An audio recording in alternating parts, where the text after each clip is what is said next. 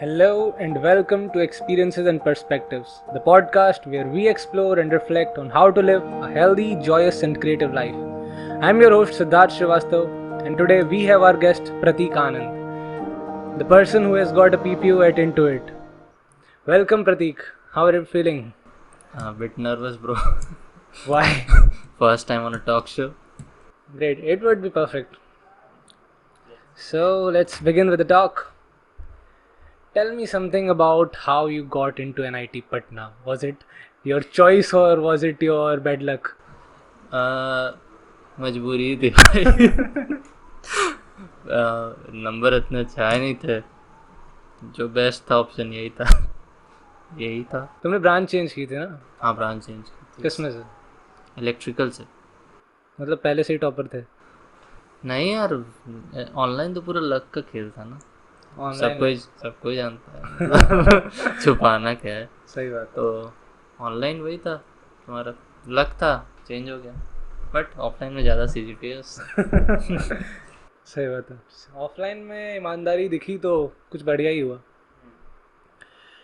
अब आप कुछ बताइए अपने इंटुइट के इंटर्नशिप के बारे में. आपको ये इंटर्नशिप कैसे मिली और कैसा रहा आपका इंटर्नशिप का जर्नी? यार, इंटर्नशिप इंटुइट में मुझे ऑफ कैंपस के थ्रू मिली थी. इम्पोर्टेंट ये बात थी, आपने ऑफ कैंपस निकाला था. ऑफ कैंपस था और मैंने बेसिकली काफ़ी अनऑर्थोडॉक्स था.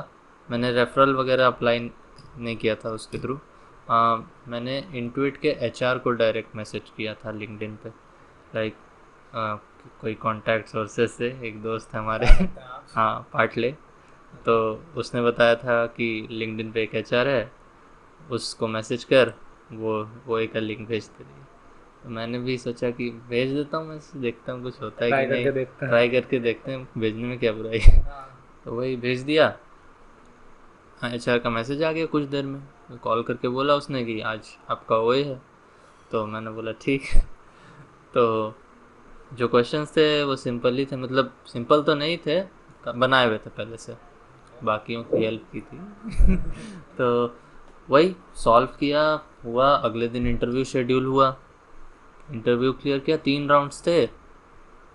उसने रखे थे 3 राउंड्स, तीनों टेक्निकल थे, कोई HR राउंड नहीं था. तो उसमें से फर्स्ट राउंड हुआ 45 मिनट्स का. सेकंड राउंड सबसे टफ था. आई थिंक 1.5 घंटे से ऊपर का था. ठीक है, 2 इंटरव्यूअर्स थे और पूरा उन्होंने ग्रिल किया. CS फंडामेंटल्स, जितने भी टॉपिक्स हैं, और प्लस DSA पे भी अच्छा खासा. और थर्ड राउंड नहीं हुआ, सेकेंड डे के बाद ऑफर कर दिया उन्होंने. सेकंड में आपका परफॉर्मेंस इतना अच्छा था कि डायरेक्ट सिलेक्शन? नहीं, मतलब अच्छा उनके लिए बोल सकते हैं, बट काफ़ी सारे क्वेश्चंस थे. मतलब 1.5 घंटे में आपसे 2 इंटरव्यू लगातार सवाल पूछते रहेंगे. लाइक एक बंदा ख़त्म करेगा, दूसरा बंदा चालू करेगा. ओके, सो 1-on-1 रैपिड फायर, एक के बाद एक. लाइक हर टॉपिक को 20-20 मिनट तक डिवाइड करके उन्होंने सेक्शंस रखा हुआ है. बीच में कोई बंदा आपके लिए क्विज ले आएगा कि अब चलो ये क्विज सॉल्व करके बताओ, अब तुम ये जो एक कोड लिख के दिखाओ. तो लाइक ऐसे स्विच कर रहे थे.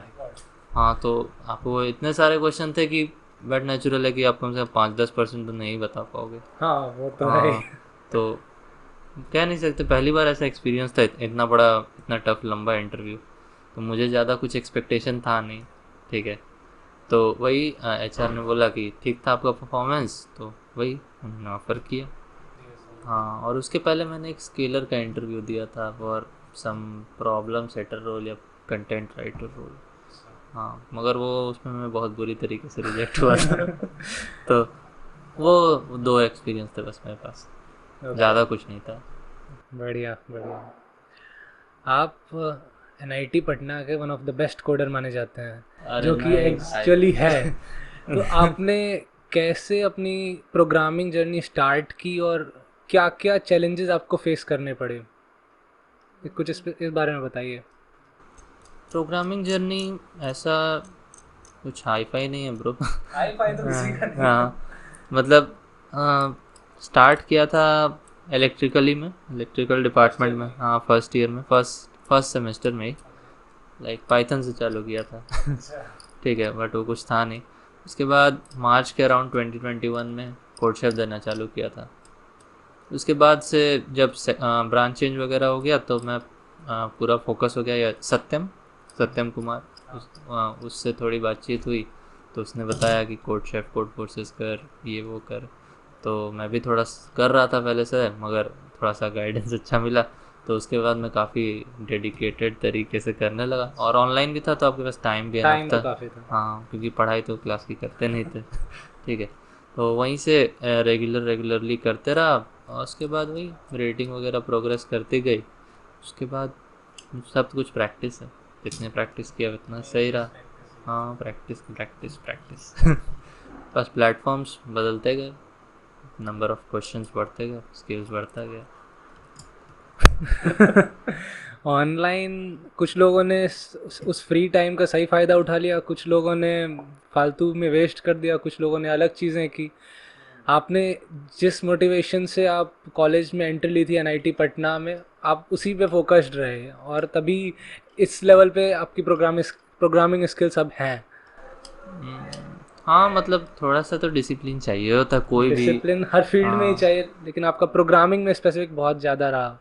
हाँ प्रोग्रामिंग अच्छा लगता था लाइक वो कुछ जेई स्पेसिफिक था लाइक जेई में आप नंबर ऑफ क्वेश्चन सॉल्व करते थे और कॉलेज लाइफ में एंटर करने के बाद वैसा कुछ था नहीं लाइक कुछ वैसा आपको था नहीं जो इंगेज रखे। चैलेंजिंग कुछ नहीं मिल रहा हाँ था। लाइक मैथमेटिकल कुछ था नहीं, solving type problem solving type. तो यही प्रोग्रामिंग ही कुछ ऐसा था जो थोड़ा उससे रिलेट कर पा रहा था क्योंकि ऑनलाइन में ऐसा कुछ तो था ही नहीं कि आप अपने आप को बिजी रखो। सो वही था।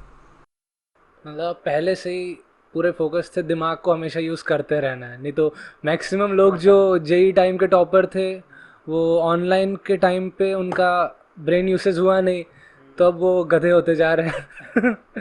गधे तो नहीं बट तो आपने वही खुद को प्रैक्टिस है। फोकस्ड रखा कैसे, मतलब डेडिकेशन, हाँ सब लोग ये जानते हैं, जानने और मानने में बहुत ज़्यादा डिफरेंस है, तो आपने इन सारी बातों को माना कैसे, खुद पे अप्लाई कैसे कर पाते थे आप? अरे सीनियर्स वगैरह को एक्सपीरियंस देख के सबसे पहला तो लाइक पहला तो था कि अपने कॉलेज से प्लेसमेंट ऐसा कुछ खास था नहीं। ठीक है, जब हम लोग एंटर किए थे 2020 में तो आई थिंक अराउंड एवरेज अपने कॉलेज का 7 या 8 था।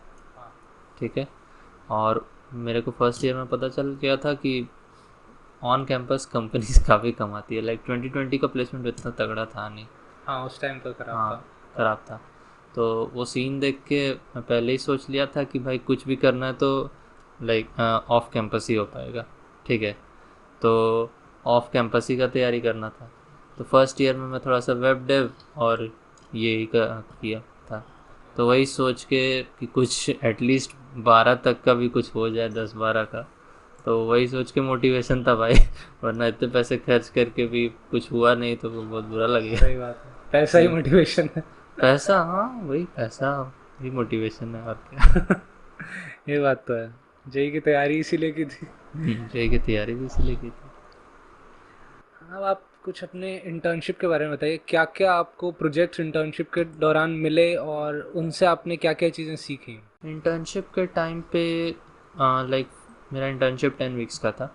ठीक है, तो फर्स्ट वीक में तो ऐसा कुछ स्पेसिफिक मुझे बोला नहीं गया था। बस मुझे 3-4 चीज़ें बोली गई कि ये पढ़ के आ जाओ। अगर नेम करूँ तो जावा, स्प्रिंग बूट, अपाची काफ्का और डायनामोडीबी। ठीक है, ये 4-5 चीज़ें बोली गई थी। तो इनका हाई लेवल नॉलेज लेना था, वैसा कुछ डीप में नहीं जाना था। जावा स्प्रिंग बूट पे मेन काम था। उसके बाद मुझे एक लाइब्रेरी पे काम करना था। Okay, so my role was to test the library, add more functionalities to it. ये 2 काम मैंने किए। उसके बाद मुझे ज़्यादा टेक्निकल डिटेल्स में जाऊँगा तो बेसिकली अपनी कंपनी कुछ एक चीज़ पे काम करती थी जो काफ़ी पुरानी हो चुकी थी, हमें उसे माइग्रेट करना था कुछ नई सर्विस पे। ठीक है, तो मेरा काम था उन ऑप्शंस को एक्सप्लोर करना, उनको टेस्ट करना कि अपनी सर्विस उस पर नई टेक्नोलॉजीज़ पे चल सकती है कि नहीं। तो बेसिकली मुझे छोटे छोटे प्रोजेक्ट्स बनाने थे उन नई टेक्नोलॉजीज़ पे और टेस्ट करना था कि हाँ भैया कंपेटेबल है या अपनी नहीं? जो चीज़ें चल रही हैं वो इस नई टेक्नोलॉजी पे चल सकती है कि नहीं, और किसकी क्या एडवांटेजेस है कि हाँ ये हमारा लोड संभाल सकती है कि नहीं, जो अभी करंट लोड है या फ्यूचर में जो कैपेसिटी का हम लोग सोच रहे हैं। तो ये सब मुझे करना था कंपेयर, और हमारी जो लाइब्रेरी थी वो वन ऑफ द सॉल्यूशंस थी इसकी। तो थोड़ा आसान भाषा में अगर समझ में आए तो यही था मेरा मेजर काम। तो काफ़ी मुश्किल तो था शुरुआत में, लाइक हेट कर रहा था सबसे ज़्यादा कि किधर आ गया। ये तो था भाई, क्या बोले, बट धीरे धीरे आदत शुरू हो गया हाँ, इंटर्नशिप। मेहनत की तो आदत थी वहाँ भी हाँ अभी। वही, शुरुआत का 2 वीक्स काफ़ी इंटेंस रहा, लाइक कुछ चीज़ें समझ ही नहीं आ रही थी। आपका क्या मानना है, हमारे हमारी इन्वायरमेंट, हमारी नेटवर्क्स कॉलेज लाइफ में कितना बड़ा रोल प्ले करती है हमारे करियर पाथ और स्किल्स के ग्रोथ में? बहुत ज़्यादा यार इसमें सोचना क्या है, लाइक अगर आपका पीयर ग्रुप ही वैसा ना हो कि आप जिसमें बंदे फोकस्ड नहीं हो, ठीक है, आपका नेटवर्क ही वैसा नहीं हो कि आपको कुछ रेफरल वगैरह का जुगाड़ हो सके, या फिर जैसे मुझे पाटले ने बता दिया कि भाई ये HR मैसेज कर रही है, ठीक है, तो आ, मुश्किल तो होगी कुछ भी अपॉर्चुनिटी खोजने में, क्योंकि अभी जो करंट सीन है उसमें तो वो कुछ ज़्यादा ही इंटेंस है। अभी तो बहुत हाँ, दिक्कत है। मारामारी चल रही है अलग ही। तो इसीलिए आई थिंक बहुत ज़्यादा ज़रूरी है यार, उसके बिना कुछ हो नहीं पाएगा अगर आपका ग्रुप अच्छा ना हो। आपके बारे में हमने कुछ बातें सुनी कि आपका आप स्टार्टिंग के टाइम पे जब आप कोडिंग स्टार्ट कर रहे थे, फर्स्ट ईयर सेकंड ईयर, आप अराउंड 10 से 15 घंटे डेली कोडिंग करते थे। ये बात कितनी सच है, और इस वजह से आपको कुछ प्रॉब्लम्स हुई थी, वो बात कितनी सच है? शुरुआत में 10-15 घंटे, हाँ शुरुआत में टाइम चला जा रहा था 10-12 घंटे, क्योंकि करने को कुछ था नहीं। हाँ प्रॉब्लम्स भी हो गई, एक आपकी प्रॉब्लम हो, बैक प्रॉब्लम हुई इस हाँ वजह से? स्पाइन में प्रॉब्लम हो गई थी, उसके कारण एक सर्जरी भी करानी पड़ी। ठीक है, वो एक गलती थी। तो शुरुआत में कुछ ज़्यादा ही स्ट्रेस आउट हो गया था मैं, ये मतलब कोडिंग के पीछे पागल हो गया। वो थोड़ी वो थी यार, लाइफस्टाइल प्रॉब्लम थी, दिन भर बैठे बैठे रहना, लेटे लेटे रहना, वो सब के कारण चलना फिरना भी ज़रूरी था। लॉकडाउन का भी समय था, कहीं निकलना हो नहीं रहा था। मतलब आपने बाकी चीज़ों को नेग्लेक्ट कर दिया अपने कोडिंग के लिए उस टाइम पे? हाँ मतलब लाइक लॉकडाउन के टाइम में आप कहाँ ही जा पा रहे थे, घर में पड़े रह रहे थे, ठीक है, तो उस टाइम पे वही माहौल ही हो गया था, क्या बोलूँ। तो आपको क्या लगता है, जो आपने उस टाइम 10-15 घंटे मेहनत की, जिस वजह से आपको कुछ कॉम्प्लिकेशंस झेलनी पड़ी, तो वो कितना परसेंट वर्थ इट था आपके लिए? काफ़ी वर्थ इट था। अब लाइक आपको कोई रेग्रेट नहीं है उस चीज़ का? देखिए, कॉम्प्लिकेशन कभी ना कभी तो लाइफ में कुछ ना कुछ तो आएगा ही, ठीक है। हाँ ये था कि मेरा लाइफस्टाइल ख़राब था उस टाइम पे, वो सुधारने वाली चीज़ें थी, ठीक है। हाँ वैसा करना नहीं चाहिए था, मतलब हेल्थ को इग्नोर नहीं करना चाहिए किसी भी चीज़ के लिए, ये तो समझ में आया। बट हाँ जो मेहनत की वो तो भाई वो तो काम ही आ रही है। कोई मेहनत वेस्ट नहीं जाती हाँ कभी। मेहनत तो वेस्ट नहीं जाती, हाँ बट इग्नोर नहीं करना चाहिए हेल्थ को, ये तो सीख गया भाई मैं बहुत अच्छे से। जैसा अभी हम आपने बताया, हेल्थ को इग्नोर करके लेकिन आपने पढ़ाई कंटिन्यू रखी पूरे डेडिकेशन के साथ। आपका जो सर्जरी हुई उसके बाद भी आप उसी डेडिकेशन से काम कर रहे थे, लेकिन भले ही आपको कितनी प्रॉब्लम्स हो रही थी, तो ये आप मेंटेन कैसे करते थे, और इस पे आप क्या कहना चाहेंगे, कैसे कोई इतना परसिवियरेंस और डेडिकेशन अपने अंदर ला सकता है किसी भी फील्ड में, नॉट स्पेसिफिकली कोडिंग, और स्पेसिफिकली कोडिंग भी? परसीवरेंस, लाइक इतना तो मैं एक्सपीरियंस नहीं हूँ भाई कि इतना जवाब दे पाऊँ। बट मेरे केस में क्या था कि लाइक कॉलेज की पढ़ाई पहली बात अच्छी नहीं लग रही थी, ठीक है। भाई पढ़ाई के अलावा करूँगा तो क्या करूँगा, ये भी चीज़ थी। ठीक है, तो दूसरी चीज़ जो मेरे सामने आ रही थी वो थी कि भाई एक अच्छा जॉब क्रैक करना, ठीक है। उसके लिए क्या ज़रूरी था, सबसे पहला कि कोडिंग अच्छी होनी चाहिए, ठीक है। तो भाई जो बेसिक्स थे पहले उन्हीं को फुलफिल चेक करोगे तब ना आगे कुछ हो पाएगा। हाँ तो मेरे लिए था कि जॉब लेने आए एक अच्छा, ठीक है, उसके लिए ज़रूरी चीज़ क्या है, कोडिंग, ठीक है। तो उसको सबसे पहले मास्टर करो, फिर आगे कुछ हो पाएगा, ठीक है। तो यही डेडिकेशन था यार, मतलब लाइक करोगे क्या। ठीक है, what options do you have, ठीक है, ये नहीं तो क्या। तो इसीलिए उस पर जितना टाइम था उसी पे लगा रहा था। लाइक अगर आपको कोई चीज़ करने के लिए मोटिवेशन की डेली ज़रूरत पड़े, ठीक है, तो भाई वो चीज़ आप ज़बरदस्ती कर रहे हो, वो आपके लिए है ही नहीं, ठीक है। वो वैसी चीज़ होनी चाहिए जो जिसके लिए आपको मोटिवेट ना करना पड़े खुद को daily daily daily daily. Like आपको अंदर से लगना चाहिए हाँ भाई ये नहीं तो क्या करूँ। ठीक है, लाइक वो जब तक वैसा नहीं होता ना, there is no plan B, ठीक है, तब तक आप अपना 100% नहीं देते हो। हाँ, वरना आपको लगेगा ये नहीं तो जो दूसरा ऑप्शन तो है कि अपने पास, वो कर लेंगे। हाँ, तो वो एक माइंड में रहता है बंदों का। अब जब वो प्लान भी चला जाता है तब आप जी जान लगा देते हो कि हाँ भाई अब तो ये करना ही है। तो वही है, मतलब लाइक, पहले सिर्फ एक प्लान लेके चलना ही बेटर है। हाँ लाइक एक बार में दो नाव पे आप सवार नहीं हो सकते ना। अब मैं उसका एग्जांपल दो नाव। नहीं, कोई कोई बंदे मैनेज कर लेते हैं, मेरे केस में वो नहीं था। मेरे को लगता है मैं एक ही चीज़ ज़्यादा अच्छे से कर सकता हूँ एक टाइम पर, इतना भी अच्छा मल्टीटास्कर नहीं हूँ मैं। सबका इसलिए अलग अलग दिमाग होता है, ये हाँ, वो- वही सबके ऊपर अपना जो जिसमें कंफर्टेबल हो उस पर डिपेंड करता है। मेरे लिए वो नहीं था, इसलिए मैं एक ही चीज़ पे ध्यान दे रहा हूँ। आपने अभी बात की कि पीयर ग्रुप बहुत ज़्यादा हेल्पफुल रहता है आप किसी भी फील्ड में ग्रो करने के लिए, क्योंकि वो वही हमें हेल्प कर रहा होता है। तो आपने अभी पिछले एपिसोड में हमारे साथ आए थे जिन्होंने आपके बारे में काफ़ी बताया था। 3 पिलर्स उन्होंने मेंशन किए थे अपने ग्रोथ के लिए, जिसमें था डेडिकेशन, परसिवियरेंस और इंस्पिरेशन, जिसमें परसिवियरेंस में उन्होंने आपका नाम लिया था, क्योंकि उन्होंने कहा कि मैंने परसिवियरेंस सीखा है सिर्फ प्रतीकानंद से, उससे सीख के मुझे बहुत कुछ सीखने को मिला, ये सब। तो आप उनके इतने अच्छे दोस्त हैं, तो एक सवाल मेरा ये है कि क्या उनसे उनकी कभी गर्लफ्रेंड बनेगी?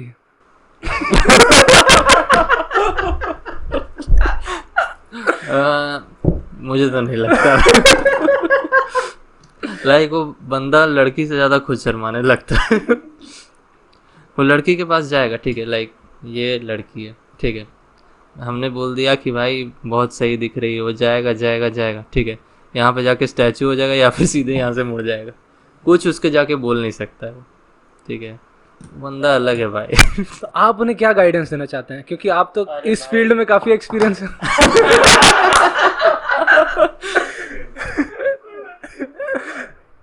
बताइए, थोड़ी गाइडेंस मुझे भी चाहिए। इसे भी बताइए। देख भाई, उसको तो गाइड करते करते भाई कॉलेज खत्म होने पे आ गया। आपने कोडिंग में उन्हें काफ़ी गाइड किया है, इसमें फिर इस फील्ड में भी कीजिए। यार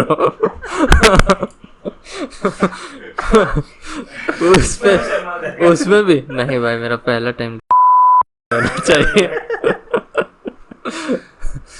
ये काफ़ी अच्छी बातें बताई आपने उनके बारे में।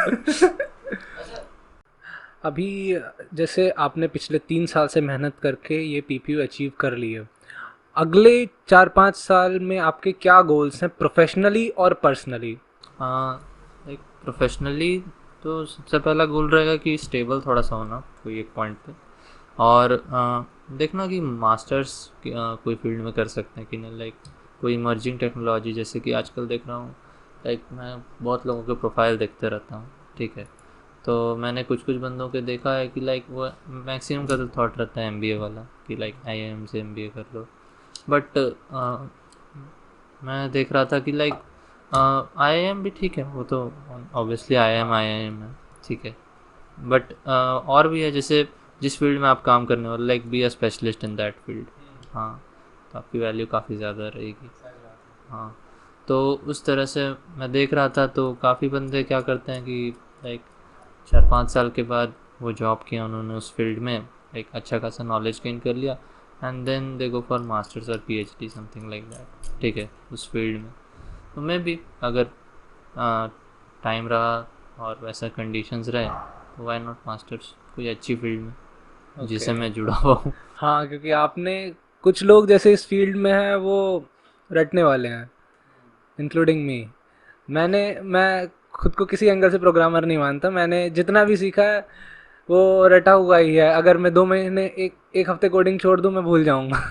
होता है तो एक पॉइंट। आपका वो फील्ड था, आपका इंटरेस्ट का, तो आप वो डीपली उस चीज़ को जानते हैं, तो इसीलिए आप उस चीज़ को ही और एक्सप्लोर करना चाहते हैं। मुझसे अगर कोई पूछे कि आप मास्टर्स करना चाहेंगे किसी कोडिंग में, मैं कभी नहीं करूँगा।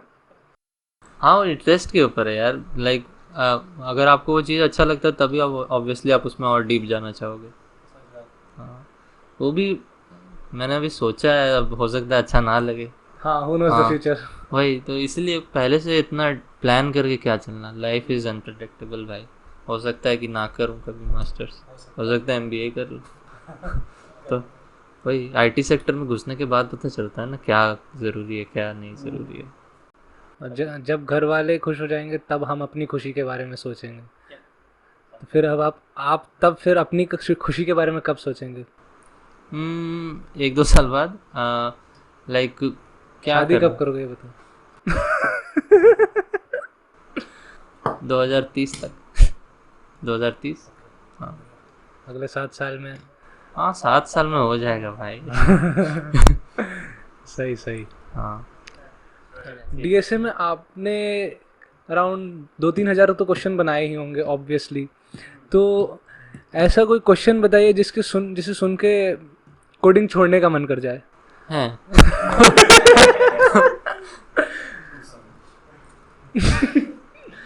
अब ऐसा तक का सवाल। सबसे हार्डेस्ट जो आपको लगा हो कि कितनी भी मेहनत कर ली लेकिन जितना इस क्वेश्चन ने परेशान किया उतना गर्लफ्रेंड ने नहीं किया था। नहीं भाई ऐसा कोई सवाल नहीं। गर्लफ्रेंड तो कोई कंपैरिजन नहीं हो सकता। मतलब सबसे टफ क्वेश्चन, सबसे चैलेंजिंग क्वेश्चन अब तक आपको कौन सा मिला है और सबसे कैसे आप सॉल्व कर पाए उसे? यार बोरिंग हो जाएगा। तो क्या बात है। सबसे टफ सवाल जो अभी तक का मुझे लगा है वो है HLD के ऊपर, heavy light decomposition. Heavy light decomposition. हाँ काफी आयरनिक क्वेश्चन है। हाँ ये ट्री का एक एडवांस टॉपिक है परफॉर्म करते। चलिए तो वही मैं बोल रहा हूँ। इस क्वेश्चन को रद्द करते हैं। तो वही बोला तो टफ है, टफ पूछेगा तो टफ तो बहुत टफ हो जाएगा। गलत सवाल पूछ लिया मैंने, माफी चाहते हैं इस सवाल के लिए। आप बताइए, आपने वेब डेवलपमेंट स्टार्ट कर दी थी फर्स्ट सेमेस्टर में, वो स्किल्स आपकी कितनी यूज़फुल हैं अब? और आपका रेज्यूमे, जैसे कि आप इतने बढ़िया कोडर हैं तो आप हर कंपनी के लिए अलग अलग रेज्यूमे फिल करते हैं, तो कितने प्रोजेक्ट्स आपने अब तक बना चुके हैं कि मल्टीपल रेज्यूमे आप क्रिएट कर पाए, company specific, role specific? First semester में वेब डेवलपमेंट सीखने का फ़ायदा तो था ही। लाइक फर्स्ट सेमेस्टर में, सेकंड सेमेस्टर में जो लोग ज़्यादातर टाइम वेस्ट ही हो जाते हैं, ठीक है। तो फ़ायदा तो ज़रूर हुआ। लाइक थर्ड ईयर में जब आप पहुंचोगे, आप बहुत जगह ऑफ कैंपस ट्राई मारोगे खुद। फोर्थ ईयर में तो आपको ज़्यादा कुछ सोचना नहीं पड़ेगा, आपके लिए हर चीज़ एक रिवीजन की तरह ही रहेगी, ठीक है। आपको कुछ एकदम स्क्रैच से नहीं सीखना होगा, ठीक है। तो जो आप 4-5 महीने शुरुआत में लगा दोगे वो फ़ायदा तो ज़रूर देती ही है, ठीक है। क्योंकि मेहनत कभी वेस्ट नहीं जाती। मेहनत कभी वेस्ट नहीं जाती। फिर प्रोजेक्ट्स आपके पास काफ़ी सारे रहते हैं। रेज्यूमे का सबसे अच्छा भाई राजीव बताएगा। लाइक ATS स्कोर मेरे रेज्यूमे का कम है, आई थिंक अराउंड 60 के आसपास है। ATS स्कोर राजीव का रेज्यूमे का 93 या 94 है। मेरा 78 है। पता नहीं कैसे। हाँ तो तुम्हारा सही है, मेरा 60s में पहले 45 मैंने था। शायद इंग्लिश अच्छी यूज़ कर ली है ढंग से। हाँ कीवर्ड्स उसमें स्पेसिफिक होता है। हाँ कीवर्ड स्पेसिफिक होता है। तो वही तो as per job ATS score very करता है अपना। अब उसको बढ़ाना कैसे मुझे नहीं पता। कोई नहीं, मैं भी बढ़ा लेता। एक बात बताइए, अभी जो रिसेंटली प्लेसमेंट्स ड्राइव चल रहा है अपने कॉलेज में, एक चीज़ मैंने हर कंपनी के प्लेसमेंट की शॉर्ट लिस्टिंग में देखा, आपका नाम ज़रूर रहता है। जो भी आप देते हैं, तो ऐसा आप क्या इंटरव्यू स्पेसिफिक या OA स्पेसिफिक काम करते हैं जिससे आप सारी कंपनीज में शॉर्ट लिस्ट हो जाते हैं? लेना ना लेना वो आपकी मर्जी होती है, ऐसा कैसे? पहला तो प्लैग से बचो यार। OA में प्लैगियरिज्म बहुत लगता है, ठीक है, और हिलना डुलना नहीं कैमरा के सामने, ठीक है।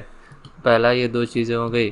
और प्लैग से बचने के लिए तो कुछ ट्रिक्स हैं छोटे मोटे, वो मीटिंग के बाद बताते हैं। वो पर्सनल। हाँ वो पर्सनल बताते हैं प्लैग से कैसे बचते हैं। ओके। सब आउट नहीं होना चाहिए। बेसिकली आप कहना चाहते हैं कि चीटिंग नहीं करनी है?